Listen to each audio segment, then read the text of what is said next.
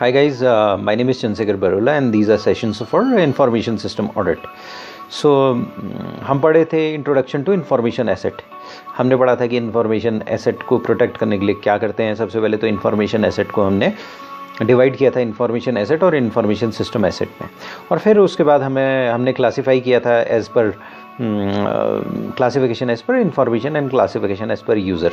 और इंफॉर्मेशन को क्लासीफाई किया था top secret, confidential, unclassified, sensitive, इस तरीके से क्लासीफाई किया था। और फिर उसके बाद हमने यूज़र को क्लासीफाई किया था कि डेटा ओनर, डेटा कस्टोडियन और डेटा यूज़र करके उसे क्लासीफाई किया था। अब हम पढ़ रहे हैं कंप्यूटर क्राइम, जो लास्ट टॉपिक है हमारा कंप्यूटर क्राइम है। तो जो क्राइम्स, कंप्यूटर्स के क्राइम्स कंप्यूटर क्राइम कहलाते हैं। तो एक जनरल डेफिनेशन हमारे उसमें दी हुई है कि organisation of economic cooperation and development ने एक जो नॉर्मल डेफिनेशन दी हुई है वो हमारी स्टडी में वो डेफिनेशन दी हुई है। उसके बाद इम्पैक्ट क्या होते हैं कंप्यूटर क्राइम की, ये दिया गया है। और कंप्यूटर क्राइम क्यों किया जाता है इसका एक रीज़न इन्होंने दिया हुआ है। तो 3 चीज़ दी हुई है। पहला, कंप्यूटर क्राइम क्या होता है, और इसमें एक इन्होंने डेफिनेशन दी है organisation of economic cooperation and development की, जिसने कंप्यूटर क्राइम को डिफाइन किया है। और इसका इंटेंट ये है कि हमें समझा दें कि बेसिक डेफिनेशन क्या है, क्योंकि वही डेफिनेशन हर जगह यूज़ होगी। थोड़ा सा डेफिनेशन अलग अलग कंट्री में डिफरेंट हो जाएगी। जो अलग अलग कंट्री में what constitute crime is according to its law, तो उसके लॉ के अनुसार होगा। जैसे फॉर एग्जांपल हिंदुस्तान में इंफॉर्मेशन टेक्नोलॉजी एक्ट है, तो इंफॉर्मेशन टेक्नोलॉजी एक्ट के अनुसार जो क्राइम होगा वो कंप्यूटर क्राइम होगा हिंदुस्तान में। उसके बाद ये है कि इम्पैक्ट क्या हो सकते हैं कंप्यूटर क्राइम के। तो हमारी स्टडी कहती है कि अगर मान लिया सपोज कोई ऑर्गेनाइजेशन है और उसने इंफॉर्मेशन सिक्योरिटी सीरियसली नहीं ली, तो उस पर कंप्यूटर क्राइम हो जाएंगे ऑब्वियसली। उसका रीज़न क्या है, सिंपल सा रीज़न है कि डेटा भागने लग गया है। डेटा बड़े फास्टली मूव करता है। डेटा एक सिस्टम से दूसरे सिस्टम में मूव करता है, एक मेल बॉक्स से दूसरे मेल बॉक्स में मूव करता है। और सीसी कर दिया तो एक मेल बॉक्स से 100 मेल बॉक्स में एक with in seconds data move कर सकता है। डेटा लाइटनिंग स्पीड में मूव करने लग गया है। डेटा एक जिन्न बन गया है जो बोतल से निकल गया है। और पहले डेटा एक बुक्स में रहता था जहाँ से डेटा को निकालना बहुत मुश्किल था, लेकिन अब डेटा नहीं रुक रहा है। डेटा मूव कर रहा है इतने फास्ट में, कई जगह तो बिग डेटा बन गया है। लार्ज हाइड्रोजन कोलाइडर वगैरह ऐसी जगह हैं जो आपने पढ़ा होगा जहाँ हिग्स बोसॉन इन्वेंट हुआ था। वो उस लार्ज हाइड्रोजन कोलाइडर ने ये हालत है कि इतना डेटा है कि हर हफ्ते में इतना डेटा होता है जितनी पूरी ह्यूमैनिटी ने डेटा उतना डेटा प्रोड्यूस नहीं किया है एक लार्ज हाइड्रोजन कोलाइडर में। उनमें इतना ह्यूज अमाउंट ऑफ डेटा रहता है। तो डेटा अगर आप उस डेटा को आपको प्रोटेक्ट भी करना पड़ता है, डिफाइन करना पड़ता है कि भाई ये क्लासिफाइड है, अनक्लासिफाइड है, टॉप सीक्रेट है। तो कंप्यूटर अगर ये आपने ठीक तरीके से इंफॉर्मेशन सिक्योरिटी नहीं ली तो क्या है कि आप पर कंप्यूटर क्राइम हो सकते हैं। तो अब फिर हमारी स्टडी ये कहती है कि जो कंप्यूटर्स हैं वो सिग्निफिकेंट कंट्रीब्यूटर रहे हैं quality of business operation, human lifes और हर एक चीज़ को उन्होंने टच किया है। लेकिन ऐसा है, क्या कहते हैं, इन्होंने कंप्यूटर क्राइम्स भी परपरेट किए हैं, फास्टर कंप्यूटर क्राइम्स परपरेट किए हैं। उसका रीज़न ये है कि अगर आपका बैंक है, बैंक का अकाउंट किसी और को मिल गया तो घर में बैठे ही ट्रांजैक्शन कर सकता है। क्रेडिट कार्ड अगर किसी को मिल गया तो वो ये सारे कंप्यूटर क्राइम्स होते हैं। तो organisation economic cooperation development computer crime को ये 3 चीज़ों के बारे में बताता है। वो कहता है कि कोई भी इलीगल, इनएथिकल और अनऑथराइज्ड बिहेवियर है। तो नॉर्मली देखा जाए तो इलीगल चीज़ तो लॉ के विरोध में आप हैं तो ऑटोमेटिकली क्राइम हो गया। और वो 2 और चीज़ें कहता है, अनएथिकल, अनऑथराइज्ड। तो अनएथिकल क्यों यूज़ किया है ये मुझे नहीं पता, लेकिन उन्होंने अनएथिकल भी यूज़ किया है। अनएथिकल बेसिकली क्या है कि आजकल जो एथिकल और अनएथिकल चीज़ें हैं वो ऑर्गेनाइजेशन के स्टैंडर्ड्स होते हैं। वो उससे कोई आपका क्रिमिनल लाइबिलिटी नहीं आती जनरली किसी भी कंपनी में, क्योंकि क्या इथिक्स है, क्या अनएथिक्स है, ये मॉरल इश्यूज़ है। और कोई भी कंट्री, अधिकतर कंट्रीज़ जो है मॉरल गार्जियन नहीं बनना चाहती है। तो अनएथिकल, लेकिन जो कंप्यूटर क्राइम है जो OECD ने डिफाइन किया है, उसने ये बोला है कंप्यूटर क्राइम कोई भी इलीगल, अनएथिकल और अनऑथराइज्ड बिहेवियर होता है। अनऑथराइज्ड बिहेवियर ऑब्वियसली अगर कोई किसी चीज़ का आपने ऑथराइजेशन नहीं है और उस चीज़ को आप देख रहे हो तो वो एक तरह से चोरी हो गई। तो यानी कोई भी चोरी, अनऑथराइज्ड बिहेवियर और अनएथिकल बिहेवियर और इलीगल तो कंप्यूटर क्राइम है ही है, हर जगह इलीगल कंप्यूटर क्राइम है। अगर मान लिया कोई ऐसी चीज़ है, और ये किससे रिलेट करती है, ऑटोमेटिक प्रोसेसिंग या ट्रांसमिशन ऑफ डेटा से करती है। तो हमने कंप्यूटर की डेफिनेशन पढ़ी थी, कंप्यूटर जो है डेटा प्रोसेसिंग मशीन है, सिंपल डेटा प्रोसेसिंग मशीन है। तो कोई ऑटोमेटिक प्रोसेसिंग हो रही है या डेटा का ट्रांसमिशन हो रहा है, अगर ये दोनों चीज़ें हो रही हैं तो कंप्यूटर क्राइम में आती हैं। तो ये दोनों चीज़ों को इंक्लूड करती है, इन्फॉर्मेशन एसेट भी करती है, इन्फॉर्मेशन सिस्टम एसेट भी करती है। यानी कि अगर आपके किसी के सिस्टम को हैक कर दिया तो वो भी करती है, क्योंकि डेटा मूव करने लगा। अगर वो जिस चीज़ में मूव कर रहा है अगर उसको आपने हैक किया, उस मीडियम को भी हैक कर दिया, उस मीडियम में भी अनऑथराइज्ड रूप से आप चले गए, अगर उस मीडियम को इलीगल कोई बिहेवियर कर लिया तो वो कंप्यूटर क्राइम में आता है। तो कंप्यूटर क्राइम का क्यों होता है, बेसिक रीज़न ये है कि ग्रेट अट्रैक्शन है परपेट्रेटर का, क्योंकि इसके कुछ एडवांटेजेस हैं। क्या एडवांटेजेस है? सबसे पहला एडवांटेज है कि परपेट्रेटर की आइडेंटिटी फाइंड करना एक्सट्रीमली डिफ़िकल्ट है। US से कोई बैठा और उसने लॉगिन किया, आपके कंप्यूटर को हैक कर दिया, या पता चलता है पाकिस्तानियों ने, पहले पता चला था कि पाकिस्तानियों ने हिंदुस्तान के जो कुछ गवर्नमेंट साइट्स हैं उसको हैक कर दिया। तो परपेट्रेटर की आइडेंटिटी पता करना एक्सट्रीमली डिफ़िकल्ट होता है। दुनिया में बैठे किसी भी कोने से जो परपेट्रेटर है वो कहीं पर भी हो सकता है। और अधिकतर दूसरा रीज़न ये है कि मोस्ट साइबर क्राइम जो है केवल लॉजिकल एक्सेस चाहते हैं। अगर लॉजिकल एक्सेस उन्हें मिल गई तो वो कंप्यूटर के अंदर घुस सकते हैं। तो उसके लिए वो तरह तरह की चीज़ें यूज़ करते हैं। तो सबसे पहली चीज़ है परपेट्रेटर की आइडेंटिटी आइडेंटिफाई करना मुश्किल होता है। आइडेंटिफाई करना मुश्किल होता है तो क्या होता है कि क्योंकि आइडेंटिटी वो बच जाता है हर बार। अगर आप आइडेंटिफाई नहीं कर पाएंगे कि क्राइम किसने किया है तो वो हर बार बच जाएगा, तो वो और एम्बोल्डन हो जाएगा। दूसरी बात यह है कि लॉजिकल एक्सेस उसे मिलते ही उसका क्राइम कंप्लीट हो जाता है। अगर आपको उसको लॉजिकल एक्सेस मिल गई, यानी कि उसको पासवर्ड और जो लॉगिन आईडी वगैरह उसके पास आ गई, उसने ब्रूट फोर्स का इस्तेमाल किया, तो वो कंप्यूटर सिस्टम को टारगेट कर सकता है। दूसरी बात नेग्लिजिबल कॉस्ट होती है। आप कंप्यूटर में बैठे हो, आपका कनेक्शन है, नॉर्मल कनेक्शन, आप शुरू कर दो हैकिंग करना, पाकिस्तानी साइट्स और दूसरी साइट्स को करना चाहिए, चाइनीज़ साइट्स को हैक करना शुरू कर दो। तो नेग्लिजिबल कॉस्ट है परपेट्रेशन का। और फिर क्या होता है कि कंप्यूटर टेक्नोलॉजी रोज़ बढ़ रही है, तो नई और ईजियर मेथड्स आ रही हैं। असल में क्या है, कंप्यूटर मूर्स लॉ में चलता है। मूर्स लॉ, गॉर्डन मूर्स ने एक लॉ बनाई जिसका नाम है मूर्स लॉ।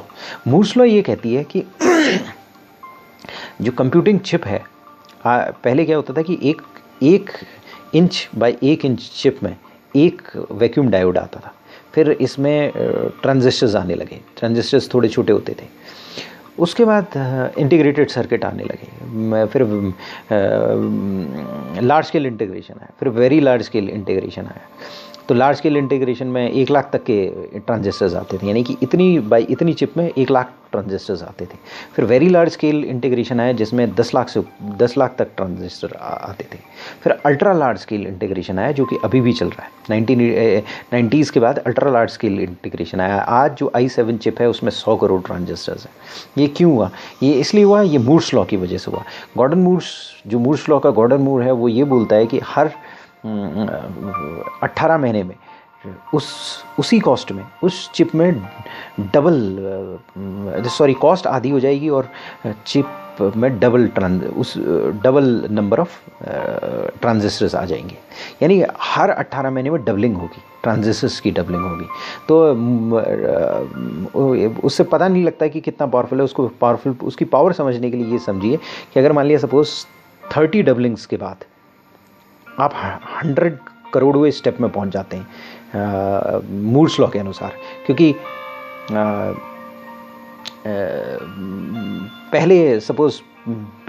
पहली डबलिंग में एक चिप आई, फिर 2 आई, 4, 8, 16, 32, 64, वैसे तो 124 आता है, 124, 256, 500, वैसे 500 बार आता है लेकिन 500 मान लेते हैं, यानी 10वीं डबलिंग में 500 हुआ, फिर 1000, 2000, 4, 8, 16,000, 32,000, 64,000, 1 लाख, वैसे ज़्यादा हुआ लेकिन 1 लाख मान लेते हैं।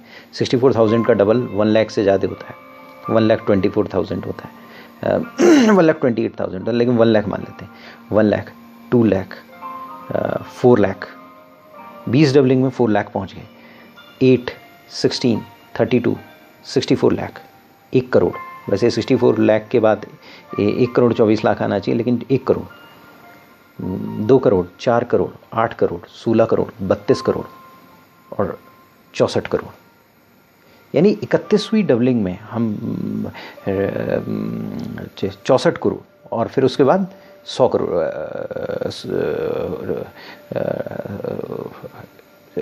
100 करोड़ से जाते। तो यानी कि ये डबलिंग्स जो हैं बढ़ती जा रही है मूड्स लॉ में, और टेक्नोलॉजी भी चेंज होती जा रही है, कंप्यूटर फास्ट होता जा रहा है, कंप्यूटर पावरफुल होता जा रहा है, और जितना कंप्यूटर फास्ट और पावरफुल होता जा रहा है टेक्नोलॉजी सॉफ्टवेयर्स भी उतने पावरफुल होते जा रहे हैं, सॉफ्टवेयर्स के लॉजिक्स भी उतने पावरफुल होते जा रहे हैं, और जितने सॉफ्टवेयर्स के लॉजिक होते जा रहे हैं उतनी ज़्यादा टेक्नोलॉजी चेंज होती जा रही है, उतनी हायर लेवल लैंग्वेजेस आ रही हैं, और जितनी हायर लेवल लैंग्वेजेस आ रही हैं उतना नई मेथड्स आ जा रही हैं, तो नई और ईजियर मेथड्स आ जा रही हैं क्राइम को परपेट्रेट करने की। तो उसके बाद इससे जो है आपका कंप्यूटर क्राइम करना इजी हो गया।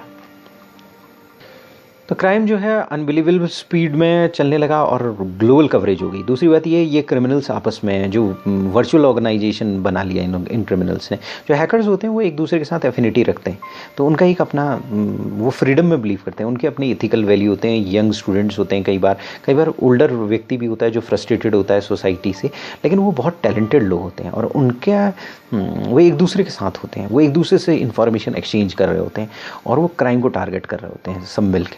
तो ये क्रिमिनल्स इजीली गेट टुगेदर हो सकते हैं। मालूम पड़ा एक क्रिमिनल स्वीडन में बैठा है, एक क्रिमिनल पाकिस्तान में बैठा है, एक क्रिमिनल चाइना में बैठा है और एक क्रिमिनल इंडिया में बैठा हुआ है। अब ये क्रिमिनल आपस में कोऑपरेट कर रहे हैं किसी कंप्यूटर क्राइम के लिए और आपस में एक वर्चुअल ऑर्गेनाइजेशन बनाया हुआ है, और जिस मोमेंट चाहे उस वर्चुअल ऑर्गेनाइजेशन से ये बाहर निकल सकते हैं। इनके बीच में क्या कम्युनिकेशन हो रहा है, क्या हुआ, किसी को पता नहीं, कोई ये ट्रैक नहीं छोड़ते हैं। और क्योंकि ये बहुत एजुकेटेड होते हैं तो इनको आइडेंटिफाई करना बहुत मुश्किल होता है। एक सिचुएशन ले लीजिए, एक क्रिमिनल अगर हिंदुस्तान और पाकिस्तान का दोनों मिल गया, और तो हिंदुस्तान वाला पाकिस्तान को अपना सिटीजन नहीं देगा, पाकिस्तान को हिंदुस्तान सिटीजन नहीं देगा, क्योंकि कंट्रीज़ के बीच में कुछ कंट्रीज़ के बीच में एनिमोसिटी है, कुछ कंट्रीज़ में एक्सट्रेडिशन लॉ है, एक्सट्रेडिशन करना बहुत मुश्किल है, एक्सट्रेडिशन के लिए एक बहुत लॉ है, और एक्सट्रेडिशन अगर मान लीजिए सपोज किसी व्यक्ति का कराना बहुत मुश्किल होता है, कुछ ही लोगों का हो पाता है। तो वर्चुअल ऑर्गेनाइजेशन क्रिएट हुई अक्रॉस कंट्री हो गया, तो इसलिए क्राइम्स को डिटेक्ट करना मुश्किल हो गया और क्राइम्स को रोकना मुश्किल हो गया, तो इसलिए इनको लॉ के सामने लाना मुश्किल हो गया। तो ये काफ़ी अट्रैक्टिव हो गए, यही इनका एडवांटेज था, इसीलिए क्रिमिनल्स कंप्यूटर क्राइम फैलने लगे। दूसरी बात, जो एक्सेप्टेड ग्लोबल लीगल स्ट्रक्चर नहीं है। अगर किसी कंट्री में कोई चीज़ क्राइम है, किसी कंट्री में कोई चीज़ क्राइम नहीं है, जैसे किसी कंट्री में पोर्नोग्राफी क्राइम है, स्वीडन वगैरह में पोर्नोग्राफी कोई क्राइम नहीं है, वो एक फ्री सोसाइटी है जहाँ पर फ्री आइडियाज़ हैं, फ्री चीज़ें चलती हैं। अब जैसे फॉर एग्जांपल मुस्लिम कंट्रीज़ में अगर उनके रिलीजन के अगेंस्ट कुछ बोलोगे तो ब्लास्फेमी में आता है, यानी कि वहाँ पर लॉज हैं, ब्लास्फेमी लॉज। लेकिन स्वीडन में क्या है कि ब्लास्फेमी इनकरेज की जाती है। वो बोला जाता है कि अगर आपको इतनी फ्रीडम ऑफ स्पीच होनी चाहिए कि पावर टू ऑफेंड ना चाहिए, यानी कि दूसरे आदमी को ऑफेंड करें तो कोई दिक्कत वाली बात नहीं होनी चाहिए। लेकिन कई कंट्रीज़ में क्या है, ब्लास्फेमी है। अगर मान लिया सपोज आपने उनके रिलीजन के बारे में बोल दिया तो मौत की सज़ा हो सकती है, 20 साल की सज़ा हो सकती है, 10 साल की सज़ा हो सकती है। तो ग्लोबल एक्सेप्टेड लीगल स्ट्रक्चर नहीं है, और जो कि क्राइम को प्रिवेंट नहीं करता है और क्रिमिनल के प्रोसिक्यूशन नहीं हो पाता है। तो इसके बाद हमारी स्टडी बताती है कि इम्पैक्ट क्या है कंप्यूटर क्राइम के। सबसे बड़ा है फाइनेंशियल लॉस। पैसे का लॉस हुआ, ये बहुत बड़ा चीज़ होता है। तो भले ही ऐसा है कि मॉनेटरी ट्रांजैक्शन जो इलेक्ट्रॉनिक कॉमर्स के थ्रू होते हैं वो बहुत कम हो रहे हैं, लेकिन ये माना जा रहा है कि कुछ समय बाद, आज से 20 साल बाद, 25 साल बाद, केवल पैसा जो होगा, आपकी पेपर मनी ख़त्म हो जाएगी, केवल इलेक्ट्रॉनिक करेंसी आएगी। इजराइल ने ऑलरेडी स्टार्ट कर दिया है।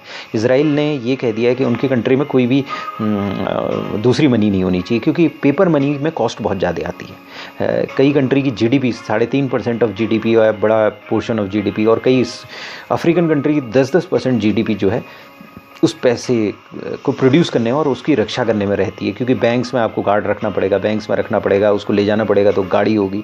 ई ट्रांजैक्शन में ऐसा नहीं है। ई ट्रांजैक्शन को आपको ले जाने की ज़रूरत नहीं है, वो इलेक्ट्रॉनिक ट्रांजैक्शन है। आप क्रेडिट कार्ड निकाला और ट्रांजैक्शन कर लिया। दूसरी बात यह है कि अगर मान लिया सपोज ई सोसाइटी है, जैसे स्वीडन है, वहाँ 97% ई ट्रांजैक्शंस होते हैं, तो वहाँ पर आपके ATMs ही बहुत कम है, तो ATM की रिकवरी नहीं होती है। और अगर मान लीजिए सपोज़ कोई एक सोसाइटी बन गई जिसमें 100% ई ट्रांजैक्शन है, तो उसका फ़ायदा क्या होगा? उसका फ़ायदा ये होगा कि किडनैपिंग बंद हो जाएगी, बहुत सारे क्राइम्स बंद हो जाएंगे। जैसे फॉर एग्जांपल अगर किडनैप हुआ और फ़ोन किया दूसरे बंदे ने कि मुझे पैसा दे, तो किडनैपर पूछेगा किसके अकाउंट में पैसा ट्रांसफ़र करूँ, तो वो चीज़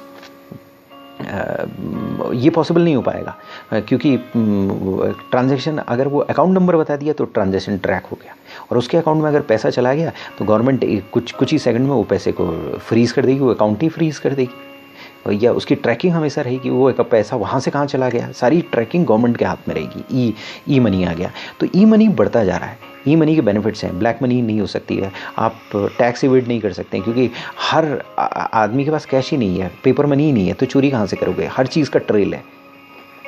नक्सलाइट्स प्रॉब्लम ख़त्म, नक्सलाइट्स को नक्सलाइट करने में वो चाहिए, कश्मीर में आतंकवाद हैं वो ख़त्म, क्योंकि उनको भी पैसा चाहिए, और हिंदुस्तान में सारी चीज़ उससे चल रही है। अगर ई मनी से चलने लगे तो ब्लैक मनी ख़त्म हो जाएगी। भिखारी अगर आपकी गाड़ी के बाहर खड़े हो कि पैसा दे दो, तो आप बोलोगे कितने, कौन से अकाउंट में ट्रांसफ़र करूं, वो बताएगा इस अकाउंट में ट्रांसफ़र करूं। और अगर आजकल भिखारी काफ़ी अमीर होते हैं, ये देखा गया है, तो 2 लाख रुपया अगर मान ले से ऊपर, या जो लीगल लिमिट है उससे ऊपर आए, तो टैक्स वाला उसके घर पहुंच जाएगा कि भाई टैक्स दे, इतना पैसा कहाँ से लेकर आया। तो ब्लैक मनी बिल्कुल ख़त्म हो जाएगी। तो जो मॉनेटरी ट्रांजैक्शन है, अगर सिक्योर, मतलब ई ट्रांजैक्शंस, ई मॉनेटरी ट्रांजैक्शंस अगर सिक्योर हों, तो उनका बहुत ज़्यादा बेनिफिट है, और ये बढ़ते ही चले जा रहे हैं। ये शॉपिंग में बढ़ते जा रहे हैं, बैंकिंग बढ़ रहे हैं, एम्प्लॉय पेमेंट्स है, वेंडर पेमेंट्स है, ये सब ऑटोमेटिक होता जा रहा है और नेटवर्क्ड होता जा रहा है। तो डायरेक्टली मॉनेटरी लॉसेस जो हैं, जैसे फ्रॉड्स हैं, ये भी बढ़ रहे हैं, क्योंकि आपके ई मनी बनेगा तो ये भी होगा। जो क्राइम्स होंगे वो ऑनलाइन क्राइम्स बढ़ते चले जाएंगे। तो चूंकि ऑनलाइन क्राइम्स बढ़ेंगे, तो उस ऑनलाइन क्राइम्स को ट्रैक भी करना पड़ेगा, तो उसको ट्रैकिंग के लिए सिग्निफिकेंट सम इस समय ज़रूरत है। जब बाद में तो क्या होगा कि अगर 100% ऑनलाइन है तो आपको वो पैसा निकाल ही नहीं सकता है, क्योंकि पैसा सिस्टम में ही है, वही मूव कर रहा है और हर समय ट्रैक छोड़ जा रहा है। लेकिन सपोज़ एक ने किसी बैंक से कोई पैसा हैक किया, किसी का अकाउंट हैक किया, और उससे वो ATM में गया और पैसा निकाल लिया उसने, और उसके बाद भाग लिया, तो पैसा आ गया पेपर करेंसी के फॉर्म में, उसके पास पैसा आ गया। लेकिन एक सिचुएशन सोचिए जहाँ पर 100% ई मनी है, वहाँ पर क्या होगा, वो पैसा कभी निकाल ही नहीं पाएगा, वो पैसा मूव करता जाए कर सकता है, वो उससे कोई चीज़ खरीद सकता है, वो उसके हमेशा अकाउंट में ही रहेगा, क्योंकि पेपर मनी ख़त्म हो जाएगी, पेपर मनी होगी ही नहीं। ये पहला प्रयास इजराइल में किया जा रहा है। वहाँ की कैबिनेट ने बोला है कि सारे के सारे पेपर मनी ख़त्म करने की का स्टार्ट करते हैं। स्वीडन में 97% पेपर मनी हो गया है। कई कंट्री, जिम्बाब्वे और कुछ कंट्री हैं, मेरा नाम ध्यान नहीं आ रहा है, अफ्रीका की, वो इस तरफ बढ़ रही हैं। तो फिलहाल जब तक ये 100% ई मनी नहीं होता है, तो तब तक क्या है कि सक्सेसफुल अटैक जो है, अगर कोई हैकर ने सक्सेसफुल अटैक कर लिया है और पैसे निकाल लिए, तो उसको ट्रेस करना, उससे पैसे रिकवर करना, वो बहुत डिफ़िकल्ट है। और दूसरी बात ये है कि बैंक के रेपुटेशन का सवाल होता है। अगर किसी ने बैंक का कोई सिस्टम हैक कर दिया है, तो बैंक ये इन्फॉर्मेशन बहुत ज़्यादा बाहर नहीं चाहता है कि निकले, वो चुपचाप उसको कवर अप करना चाहता है। तो क्योंकि उससे इमेज ख़राब होती है, लीगल पेनल्टीज़ हो सकती हैं, तो फाइनेंशियल लॉस एक बहुत बड़ा चीज़ है जो कंप्यूटर क्राइम की वजह से हो सकता है। तो इम्पैक्ट ऑफ कंप्यूटर क्राइम में हमारी स्टडी ने सबसे पहले फाइनेंशियल लॉसेस दिया हुआ है। दूसरा दिया हुआ है लीगल इम्प्लीकेशंस। लीगल इम्प्लीकेशंस आप पर हो सकते हैं। तो जैसे फॉर एग्जांपल आपका कोई डेटा है, आपने किसी को उसको डेटा दिया, अपना डीएनए का डेटा दे दिया मेडिकल कंपनी को, और वो चोरी हो गया, तो जनरली कंट्री स्ट्रिक्ट लाइबिलिटी रखती हैं इन कंपनीज़ पर कि भाई डेटा चोरी नहीं हो सकता, अगर चोरी होगा तो डैमेजेस देने पड़ेंगे। तो इसके बड़े लीगल इम्प्लीकेशन हो सकते हैं। तो क्या होता है कि हर कंट्री में ऑर्गेनाइजेशन के ऊपर न्यूमरस लॉज होते हैं और रेगुलेशंस होते हैं, और उसे वो लॉज और रेगुलेशंस मानने पड़ते हैं। तो इलेक्ट्रॉनिक कॉमर्स जो ऑटोमेशन वगैरह ला रहा है, उससे उसकी वजह से नए रिस्क आ रहे हैं, जिसकी वजह से डायरेक्ट और इनडायरेक्ट इम्पैक्ट आ जा रहा है ऑर्गेनाइजेशन में। इनडायरेक्ट इम्पैक्ट क्या है? रेपुटेशन का इम्पैक्ट। डायरेक्ट इम्पैक्ट क्या है? पैसे का इम्पैक्ट। अगर आपके वहाँ से पैसा गायब हुआ है तो डायरेक्ट इम्पैक्ट है। अगर आपकी बैंक को किसी ने हैक कर दिया, किसी हैकर ने, तो डायरेक्ट इम्पैक्ट है। और अगर इनडायरेक्ट इम्पैक्ट क्या हुआ है? इनडायरेक्ट इम्पैक्ट रेपुटेशन चलेगी। आज की डेट में अगर आप अच्छे कंप्यूटर स्पेशलिस्ट हो और अगर बैंक की वेबसाइट में कोई गड़बड़ी आपको दिखती है ICICI बैंक की अगर वेबसाइट में आपको दिखती है गड़बड़ी, तो आप सीधे वहाँ पर कॉल कर सकते हैं और आपको बैंक के चेयरमैन यानी कि चंदा कोचर, उससे डायरेक्ट मीटिंग होगी। अगर कोई सब्सटेंशियल गड़बड़ हो जाएगी तो वहाँ के टॉप ब्रास से आप डायरेक्टली मिलोगे, अगर आप कोई रियल में कोई गलती नज़र आ रही है। तो इतनी सेंसिटिवली वो उसे लेते हैं। क्यों लेते हैं? उसका एक सिंपल सा रीज़न है, और वो सिंपल रीज़न ये है कि अगर हैकिंग हुई तो क्रेडिबिलिटी का लॉस हो जाएगा, और बैंक चलता है क्रेडिबिलिटी में, काफ़ी ज़्यादा क्रेडिबिलिटी में। अगर किसी को पता चल गया कि बैंक की साइट हैक हो गई और उससे मिलियंस ऑफ रुपीज़ निकल गया, तो पैनिक मच जाएगा चारों तरफ मार्केट में। उस बैंक से पैसे इतने ज़्यादा निकालने लगेंगे लोग कि अगले दिन वो बैंक ही बैंकरप्ट हो जाएगा। तो परपेट्रेटर का ऑफ क्राइम तो भाग जाएगा। वो जर्मनी में है सपोज़, तो वो क्या है कि मैं सपोज़ हैकर हूँ, मैं जर्मनी गया, अपना लैपटॉप लेके गया, वहाँ से मैंने अमेरिका की बैंक की वेबसाइट हैक कर ली, और उसके बाद मैं वापस इंडिया आ गया। तो ढूंढते रहो फिर मेरे को। आप ढूंढ भी लोगे तो मेरे को निकालना बहुत मुश्किल होगा। तो लेकिन जो ऑर्गेनाइजेशन है उन पर लीगल एक्शन हो सकता है, कस्टमर से हो सकता है, वेंडर से हो सकता है, एम्प्लॉय से हो सकता है, दूसरे स्टेक होल्डर से हो सकता है, और उनकी रेपुटेशन का लॉस हो सकता है, डैमेजेस बहुत ज़्यादा हो सकती हैं इस टर्म्स में। तो मेडिकल फाइनेंशियल ऑर्गेनाइजेशन तो पर्टिकुलरली ससेप्टेबलनेस है, उन पर लॉज और रेगुलेशंस बहुत ज़्यादा होते हैं। उनके ऊपर लॉज होते हैं कि वो कॉन्फिडेंशियलिटी को प्रोटेक्ट करें, उनके पास जो कॉन्स्टिट्यूएंट्स हैं उनकी कॉन्फिडेंशियलिटी को प्रोटेक्ट करें। अगर उनका डेटा निकल गया, उनके पासवर्ड्स निकल गए, वैसे पासवर्ड्स निकलते नहीं, प्राइवेट डेटा निकल गया, डीएनए की इन्फॉर्मेशन निकल गई, क्या वो है आजकल मेडिकल यूएस में मेडिकल हिस्ट्री होती है, अगर बंदों की मेडिकल हिस्ट्री निकल गई और वो नेट में आ गई, सब जगह आ गई, तो ये जो है इसके लीगल इम्प्लीकेशंस बहुत ज़्यादा होते हैं। तो इसमें एक तरीका है इसको मिटिगेट करने का, वो एक्सेस कंट्रोल्स, तगड़े एक्सेस कंट्रोल्स हों। और अगर तगड़े एक्सेस कंट्रोल्स होंगे तो ये प्रॉब्लम नहीं होगी, और सिविल या डिसिप्लिनरी एक्शन नहीं होगा, या क्रिमिनल एक्शन बाय गवर्नमेंट नहीं होगा। तो लीगल इम्प्लीकेशंस। दूसरा बात ये क्रेडिबिलिटी का लॉस, ये कम्पिटिटिव एज का लॉस, ये बहुत बड़ा लॉस है।